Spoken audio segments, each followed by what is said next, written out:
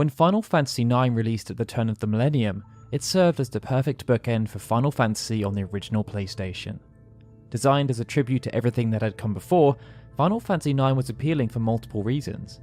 Not only was every character deep-rooted in fantasy, but the world itself was rich and diverse, the soundtrack was expansive and gorgeous to listen to, and the story was just quintessential, featuring numerous twists and turns. Amongst critics, this was all clear. Famitsu awarded Final Fantasy IX a 38 out of 40, the same score as Final Fantasy VII and 1 point higher than Final Fantasy VIII. In the West, it would also be the highest reviewed Final Fantasy game to be released on the PlayStation, something that also made it the highest reviewed Final Fantasy game in history. Final Fantasy IX would also win numerous awards, such as Best Animation, Best Art Direction, and Best Console RPG at the 4th Annual Interactive Achievement Awards. But even with all these accolades, Final Fantasy IX's fiscal performance would end up being undermined by its release window, and this happened in every major region. The original plan had been to launch the Japanese version in Q1 of the year 2000, but with Dragon Quest VII due to release at the same time, Square chose to postpone the launch as they felt competing head-to-head would damage its revenue potential. This decision was not taken lightly. At the time, Square was starting to face the reality of the mounting costs associated with The Spirits Within, their first attempt at creating a Hollywood movie. But even though they knew postponing Final Fantasy IX would mean adjusting their fiscal forecasts, they felt it was a necessary step, and it would see Square's net profit ending up being 57% less than the previous year. The other knock-on effect was that Final Fantasy IX would end up releasing after the PlayStation 2. And even though it was playable on Sony's brand new console via backwards compatibility, the reality was that consumers in every major market had already had their heads turned. They were more interested in looking forwards than backwards. When comparing to Final Fantasy VIII, this meant Final Fantasy IX would end up selling 25% less copies in Japan and over 40% less copies when looking at North America and Europe combined. In real terms, this meant Final Fantasy IX had sold almost 3 million copies less than its predecessor. But, in spite of its decreased fiscal performance, something that has even continued through to the modern day as shown by its sales on Steam, Final Fantasy IX is still a beloved game amongst the fanbase, and that sentiment has only been enhanced with every subsequent re-release and remaster. Which brings us on to the curious case of the Final Fantasy IX remake. But before we delve into that wonderful topic, a quick message from us. We have just launched a new crowdfunding initiative called Project Historia. Serving as a long-form docu-series chronicling the complete history of Square, backers of Project Historia will get early access to each part and a unique array of physical goods. But beyond that, backers would also be able to help shape the docu-series, choosing when and where we focus, and they will get access to what we're calling living documentaries. A unique proposition, this will see us continue to add to already released parts should we unearth new information, but these supercuts will only be available to those who support the campaign. If this sounds of interest, please head over to patreon.com/ffunion and donate what you can. Alright, back to the Final Fantasy IX remake. In the past few years, fervour around this particular project has increased for numerous reasons, but the notion of producing a Final Fantasy IX remake is by no means a new initiative. Almost a year after the Final Fantasy VII tech demo had wowed audiences during Sony's PlayStation 3 press conference at E3 2005, Square Enix announced that they were planning to remake Final Fantasy VII, VIII, and IX. But instead of being for the PlayStation 3, featuring awesome graphics akin to what audiences had just seen during the technical demo, the remakes were planned for the PlayStation 2. At the time, it was announced that the remakes would feature numerous graphical and audio enhancements alongside special features.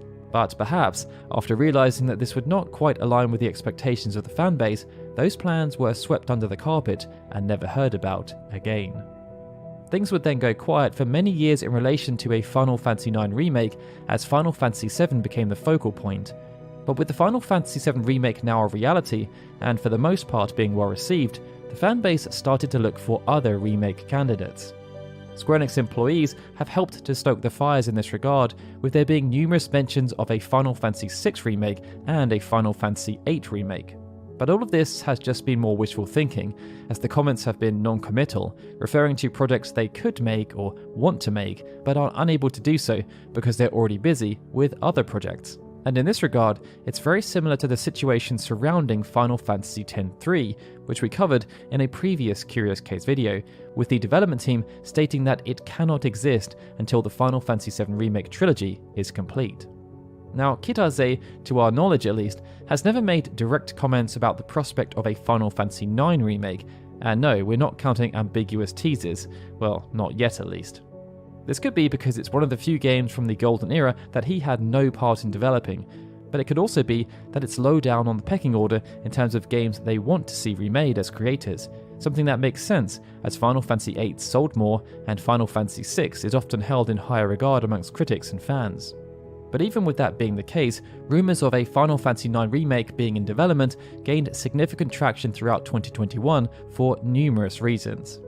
Early in the year, a group of video game industry veterans decided to create an initiative called the Memoria Project.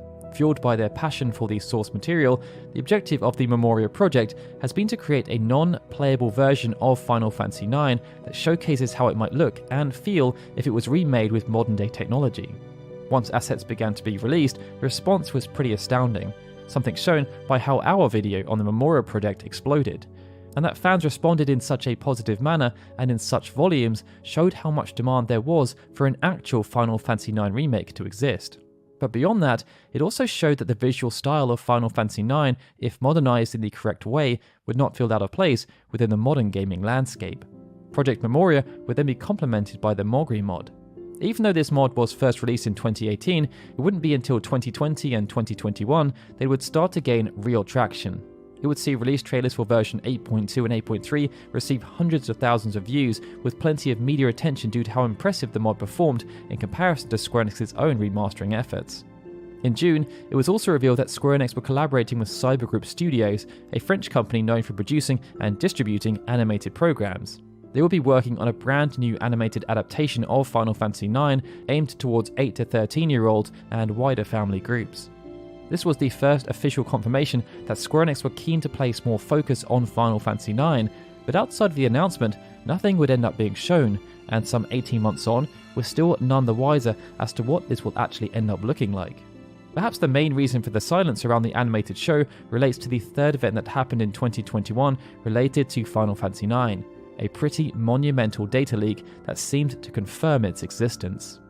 On the 13th of September 2021, this saw a huge list of games extracted from an NVIDIA GeForce Now database, and they were shared online.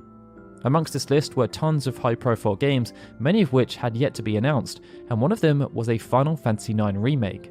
Within the initial days of the leak, there were numerous questions about how legitimate it may be, but as time passed, more and more of the unannounced games, such as the Resident Evil 4 remake and Tekken 8, became a reality. Square Enix featured in a pretty significant capacity with 9 games leaked.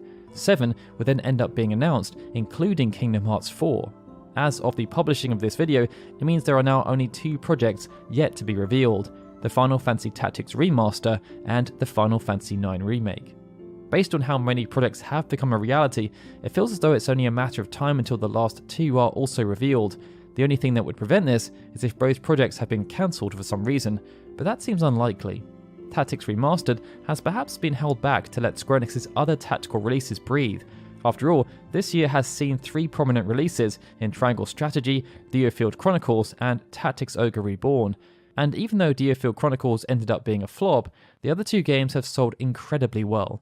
And based on that, you have to assume that a remastered version of Tactics would also sell very well. The Final Fantasy IX Remake is perhaps in a similar situation. At the moment, Square Enix has 2 major games in focus, Final Fantasy XVI and Final Fantasy VII Rebirth. If they added a third game on top of everything else they're working on, including Dragon Quest XII, conflicts may start to arise. But thanks to a tease from Yoshinori Kitase, fans have been given hope that we may see the Final Fantasy IX Remake announced at some point this year. As part of a New Year's greeting, Kitase offered a brief update on development progress on Final Fantasy VII Rebirth, but he also said, "There's also another big announcement unrelated to Final Fantasy VII that I can't say anything about just yet. Rest assured, we're working hard to make sure 2023 is the most exciting year yet." Playing right into the hands of the Puppet Master, the statement sent fans into mass speculation mode, and based on everything that has happened over the past few years, the winning candidate for this mystery announcement has ended up being the Final Fantasy IX Remake. Time will tell whether this becomes a reality, but at this point, it's starting to feel quite similar to what happened in the build-up to the Final Fantasy VII Remake being announced, with expectations only continuing to increase and being very focused on this particular entry, as opposed to any other potential candidates.